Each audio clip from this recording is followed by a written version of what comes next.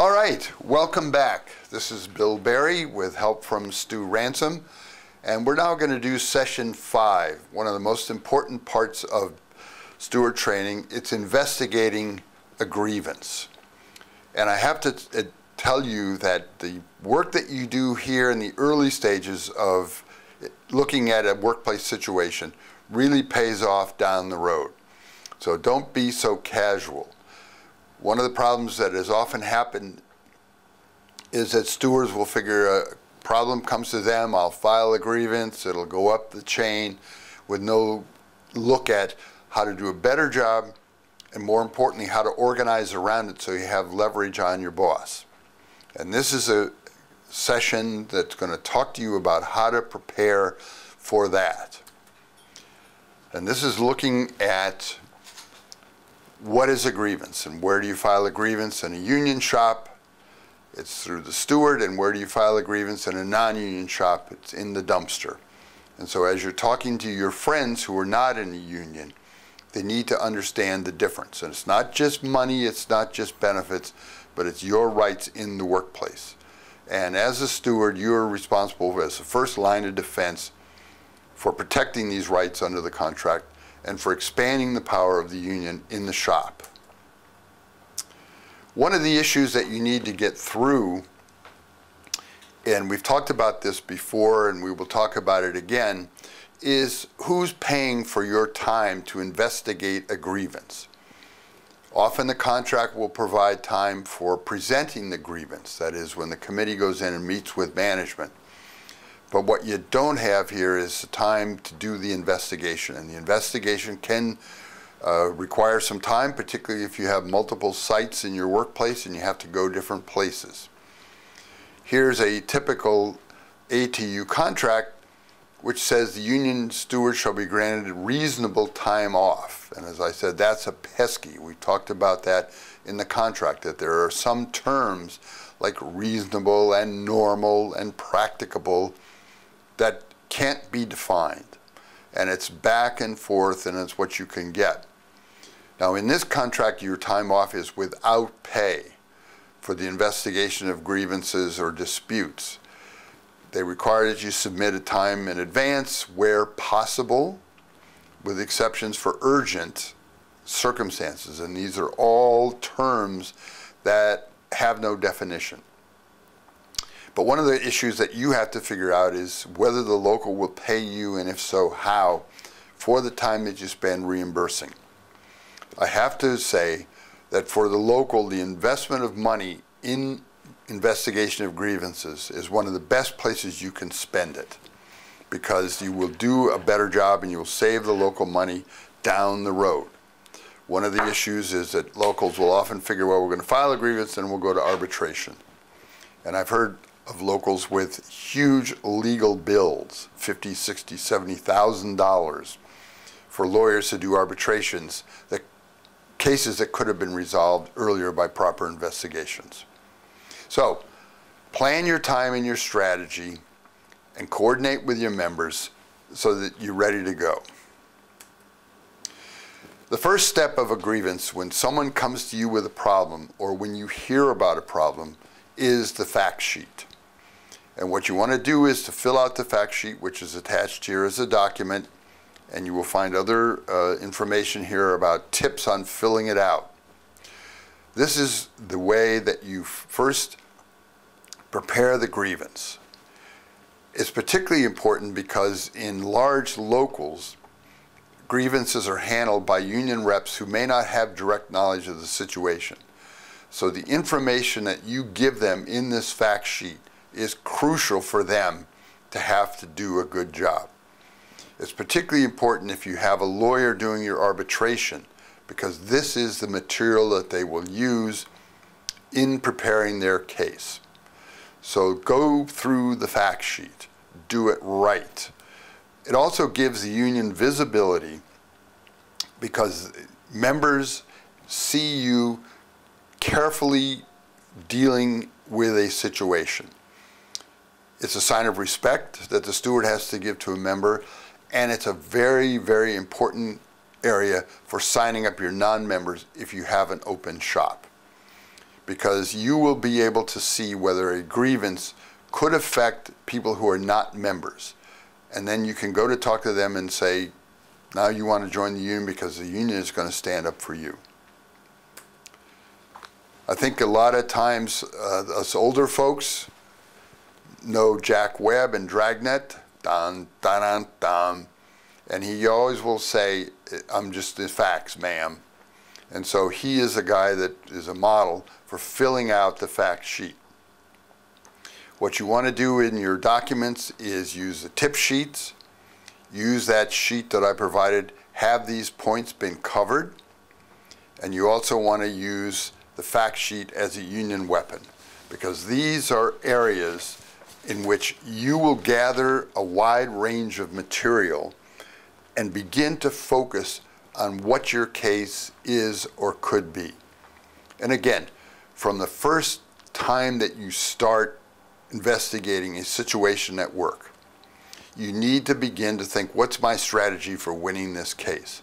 How am I going to make that boss settle with us on terms that we want? And so as you gather your material, you're going to be figuring this out. And you will be finding material that will help you. You will be finding material that could hurt you. But that all goes into the fact sheet. Because it's very important to know. And as I was a staff rep, I always said to members, I'm the doctor. I want to tell you the truth. What you'd like to hear is that you got a case that you can't lose, you're going to win, you're going to get all kinds of money. That's just not always true. But being able to explain to members why you're going to do what you're doing and how you're going to do it is a very, very important part of building the union. So what you want to do for the fact sheet is look at several parts. Documentation, and documentation is many different forms. It's factual information. It can be things like time cards or reports. It also can be, as we will see down the road, videos or other computer-generated activity. And what we have seen in the last few years, and you will see it in a document attached to this session called Big Brother and Grievances, that the surveillance of the workplace can help you and can hurt you. But it provides an enormous amount of new material, and you have to find out what it is. We'll be talking about how you can request documentation from your employer as well, or from your members. Now, everyone is a documentarian because everyone has a cell phone with a camera. And so if there is a workplace situation, or if there's a situation with a rider or with a supervisor, people may have videos of it. And we've certainly seen lots of examples online of cases which are really changed. The whole issues of how the police deal with citizens is now front and center because everybody's taking a video of it. And you need to find out what's available in terms of documentation. And we will talk about here in just a minute. You also need to get what your employer has that they're going to use to prove their case. And the way you get that is by a request for information. And you can file the request for information through a letter to your employer. If you're in the private sector, the National Labor Relations Board requires that your employer provide information for you. And if you need to file a labor board charge to twist their arm a little bit, you can do it. Because you want to find out what they've got. The third area for evaluating your material is credibility. And credibility is how accurate are the first-hand accounts of the situation, both from your members and from the company. One of the difficulties is that the most dangerous descriptions of a situation comes from a potential grievant, because they'll tell you what they want it most favorable for themselves, and they will often leave out stuff that you need to know. And so what you need to do is go around and talk to other members and figure out who's good, who has a self-interest in bending a story, both from management and from the company. And so when you get into a situation, you want to be able to say, are these people who are really reliable and credible or not? So as I said, documentation is very, very important. And it's material so you don't go on rumors or wild accusations. And as I said, rumors will kill you in the workplace.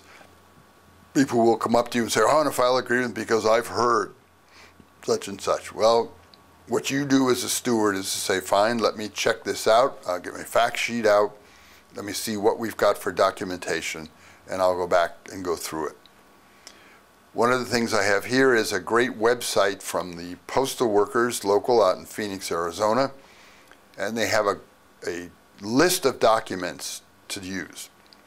And as you take these courses, you're going to hear me constantly talking about best union practices. And best union practices are those that ATU locals have developed or that other unions have developed, because we need to share these under attack as we are, so that we're doing the best we can with our members. And I think one of the problems is that most union stewards don't talk to stewards from other unions. Often stewards in the ATU don't even get together regularly with other stewards from their local, so they can figure out who's figured out some smart way to do stuff. But as I said, this local from the postal workers has figured out a way to look at different types of grievances and documentation, and you need to look at it. You also need to read the article on grievances and Big Brother.